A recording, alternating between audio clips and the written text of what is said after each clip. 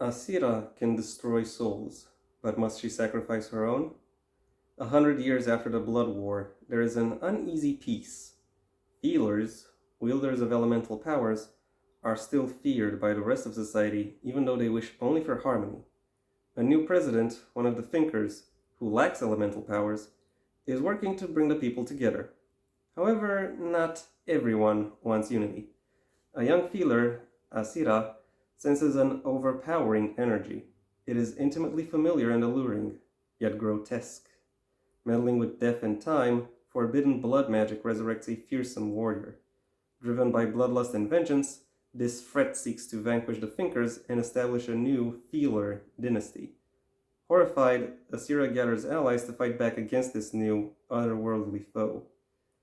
Through betrayal, grief, death, and darkness, Asira's powers grow and coax her to unleash her wrath.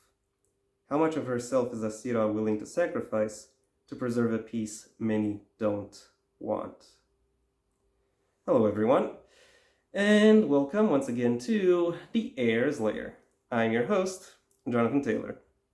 From what you've been able to gather so far, this video is going to be a book review, or more precisely, it will be the review of a debut novel. And the debut novel in question is Heritage of Blood and Magic, written by Meerna Chandrakumar.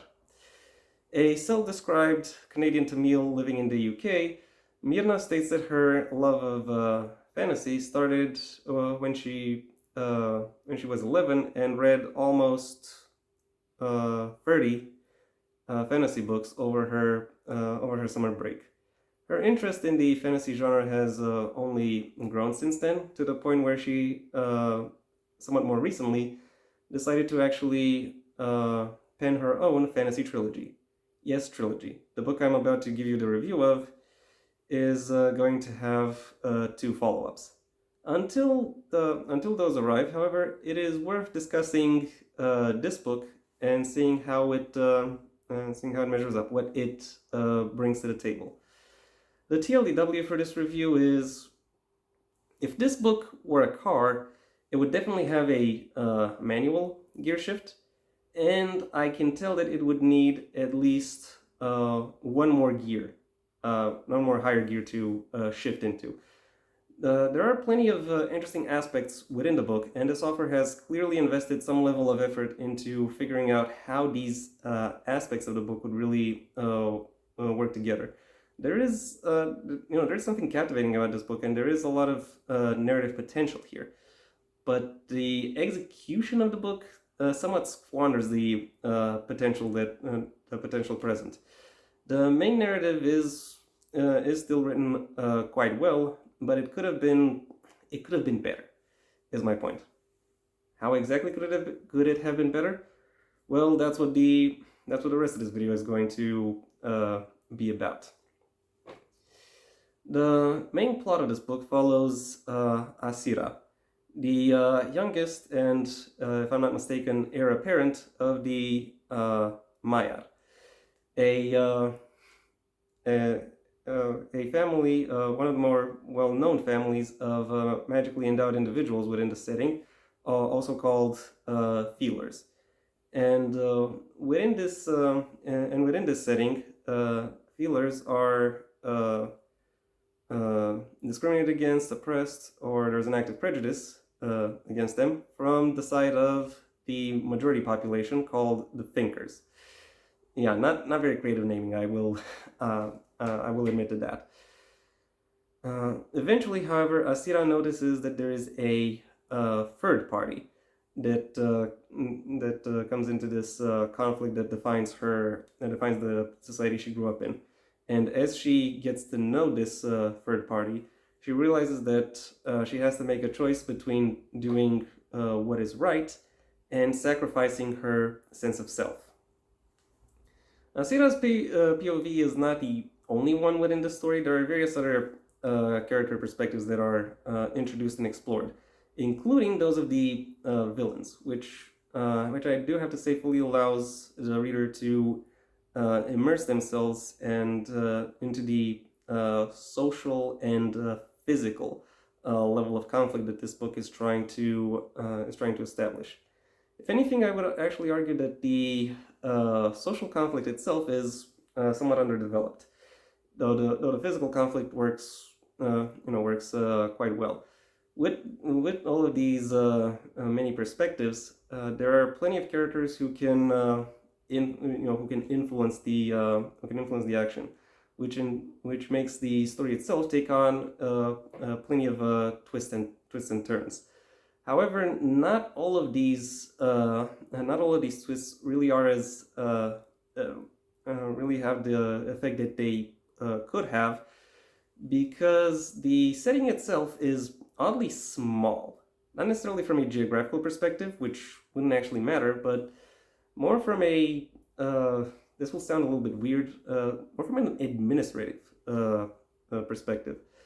The cast of characters within this book is strangely compact, with Asira, her friends, and her allies, who could more or less accurately be described as feeler nobility, receiving quite a bit of development and a lot of distinguishing features. But the rest of the cast is spread quite thin.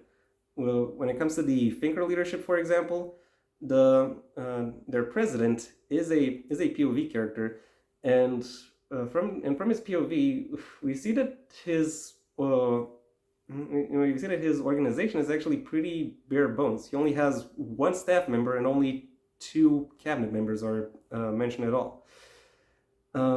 One could argue that the narrative this book goes on really only requires 2 cabinet members to show up at all, but the fact that only 2 cabinet members show up at all really points to a bigger problem that this book has.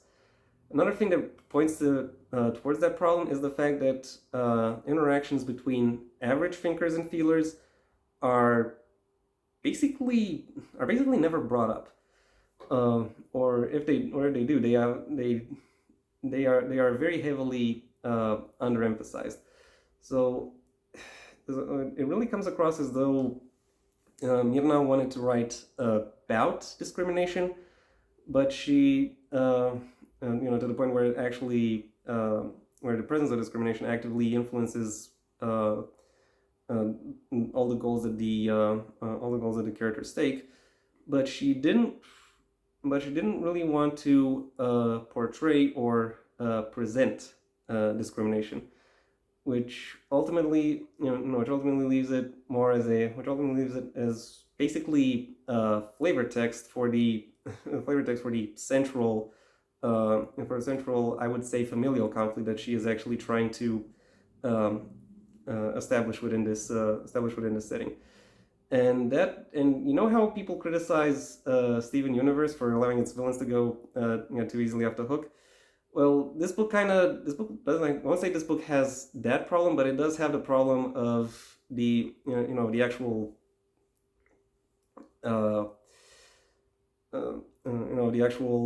issues that the setting revolves around being strangely underemphasized, strangely underrepresented for how much emphasis they are supposed to have, which ultimately makes the message that this book is going for seem kind of toothless, seem defanged, so to speak.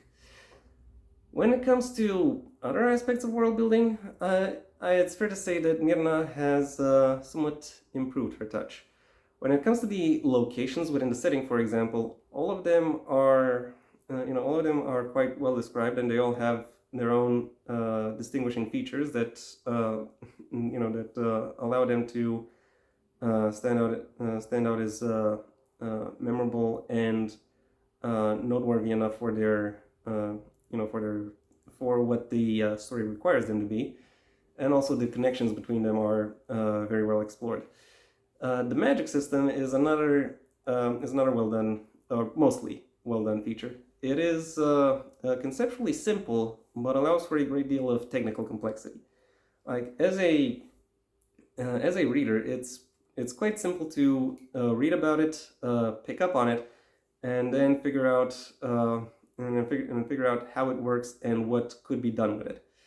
I particularly enjoy the fact that some of its limits and loopholes are explored. But the problem the problem with the magic system, and or more precisely with how it's presented here, is that it is somewhat insufficient for what Mirna wants to do with it.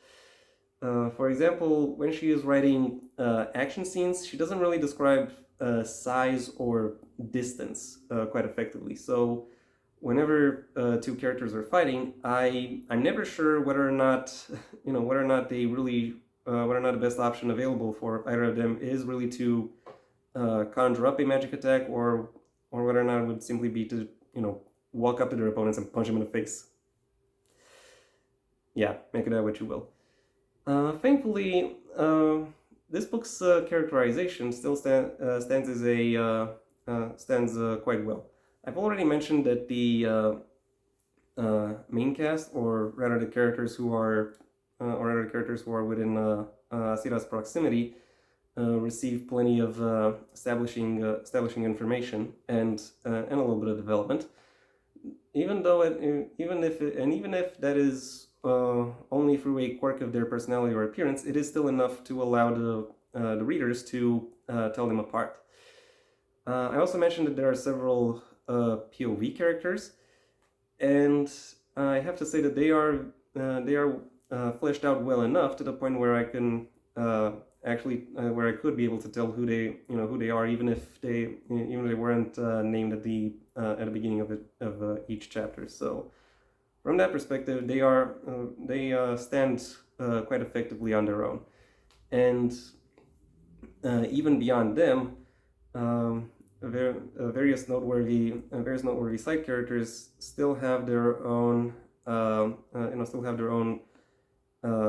well-established inner worlds. And even if you may not agree with their choices, why it is that they make their choices is still quite well presented within the narrative itself. Overall, while I find myself displeased with certain aspects of this book, its main narrative nevertheless stands quite effectively on its own, and represents the arrival of an intriguing new voice within the fantasy genre. My final rating for Heritage of Blood and Magic is a 3 out of 5. And that was my review. Thank you for your attention.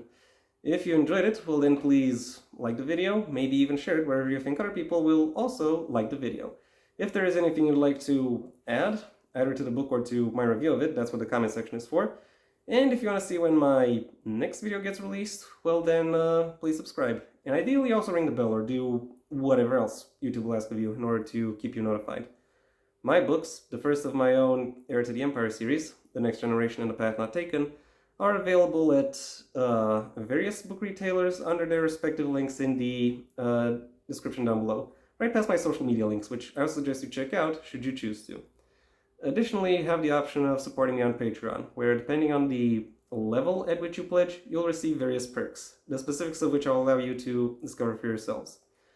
I also have a second channel where I talk about whatever else crosses my mind, so if you want to see me talk about things that aren't book related, that's where you'll be able to find me. Or you can stay on this channel and go for my extensive backlog of book reviews, writing advice, and lore videos. Or you can do whatever else you want in your day, because it is your day after all. Until next time, I am Jonathan Taylor, and this has been the Heir's Lair.